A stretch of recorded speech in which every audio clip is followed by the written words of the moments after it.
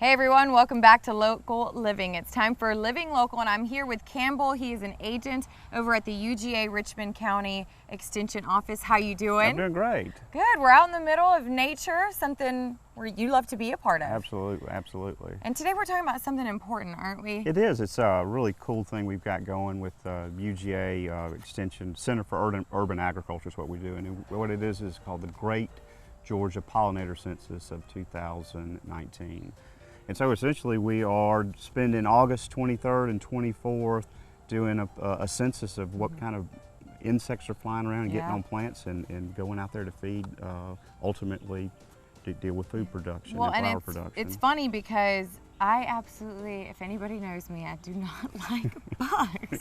And those little critters are so important to really the function of life. Absolutely, absolutely. And the pollinator process is the reproductive process, and you have to pollinate something to have a production, which would be, a seed or a fruit that turns into food.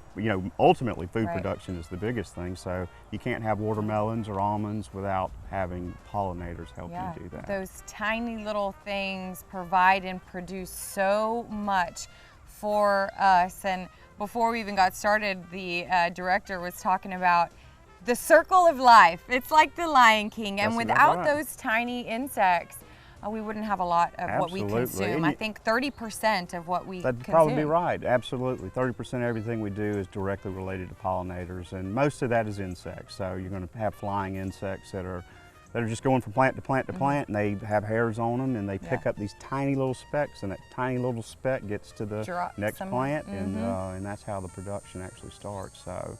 And so the pollinator census, yes, there is one. And so that's coming up at the end of August. It is the 23rd and 24th. And we've got a website that's out there. It has a video about how to count them. It's got some pretty neat identification tools. And basically you just find a plant that's got a lot of bees and stuff on it, and you stare at it for 15 minutes, and you just take notes on how many of these different insects you're seeing. You don't have to be an entomologist to do it, because the little thing shows us. I've got it, yeah, so right there here, are sheets and guidelines that you really just follow. You can print them out and kind of help with that process. Yeah, if you go to ask Mr. Google, he'll tell you at the Great Georgia Pollinator Census. He'll take you directly to it, or it's ggapc.org. And we will put that on the screen for you guys, just in case you want to be a part of something that is actually really, really important. Absolutely. And the more we know about what's happening with pollinators in terms of their population levels, which they tend to have trended downward, and there's a lot of reasoning behind that, and some of it has to do with overuse of insecticides and spraying for mosquitoes, and we have to keep control of it, because we don't have them, we lose that food production, and it is a absolute health risk. Well, let's talk about bees specifically, because you did take me by some She braved bees. it out. I'll give it to her. I braved it, yeah.